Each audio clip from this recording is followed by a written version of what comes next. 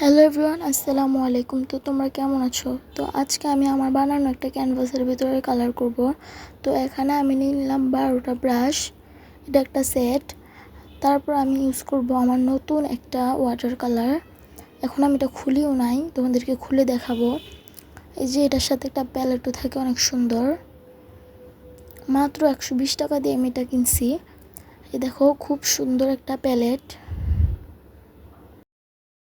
এবার আমি তোমাদেরকে এটা খুলে দেখাবো। খুব সুন্দর একটা মিনি প্যালেট, দেখো আমি সাথে রেখে দিলাম। এবার আমি তোমাদেরকে দেখাবো কালারটা। এটা 12 সেটের একটা কালার, সাথে একটা ব্রাশ ফ্রি থাকে। খুব সুন্দরই কালারটা, তোমরা ইউজ করতে পারো। আমি এসো 5-6 বার ইউজ করছি এটা। তো এবার আমি ক্যানভাসটা নিয়ে নিলাম। এবার আমি নিয়ে নিলাম কালার, ব্ল্যাক কালার। এবার আমি এটা ঢালতে গিয়ে দেখলাম এটার ভেতরে একটু পানি আছে, তো আমি পানিটা ঢেলে দিলাম আর একটু কালার ইউজ করলাম। এবার আমি একটা ফ্ল্যাট ব্রাশ নিয়ে রং করতে গিয়ে দেখো কী করছি।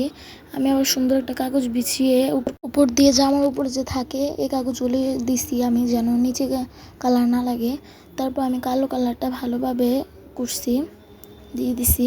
এবার আমার মনে পড়ছে আমি যে ওয়াটার কালার ইউজ করতেছিলাম। তারপর আমি একটু ওয়াটার দিয়ে দিছি, ওয়াটার নিয়ে আসছি। আবার আমি উপর দিয়ে একটু পানি দিয়ে দিলাম। আমি এত তোতলাতেছিলাম কথা ভয়েসটা দেওয়ার সময়। এবার দেখো কত সুন্দর হয়েছে। আর এই যে দেখো, এটা হচ্ছে ব্ল্যাক কফি, কত সুন্দর হয়েছে। এখন আমি ইউজ করব বেগুনি কালার, আর এটার ভিতরেও পানি ছিল। এবার আমি একটু কালো পানিগুলো নিয়ে এটার ভিতরে দিয়ে দিলাম। এবার আমি এটাকেও দিয়ে দিলাম। এবার দোনো কালারের মাঝখান দিয়ে আমি একটু কালো কালার দিয়ে দিলাম। এবার দেখো আমি পুরোটাই কালো করে ফেলছি, এমন লাগতেছিল।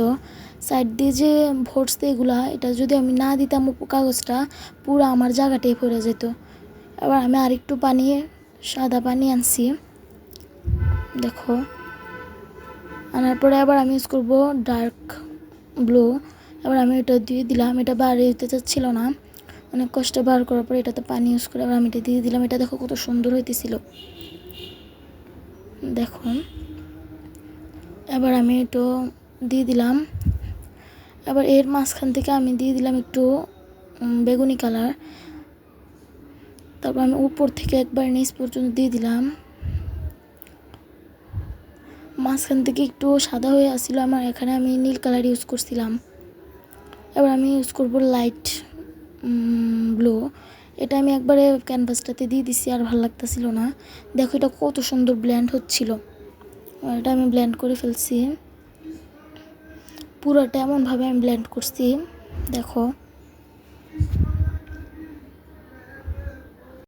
এবার আমি আর একটু লাইট ব্লু বানাবো, এই জন্য আমি একটু আকাশি কালারটা নিয়ে সাথে সাদা কালার মিক্স করছি, দেখো।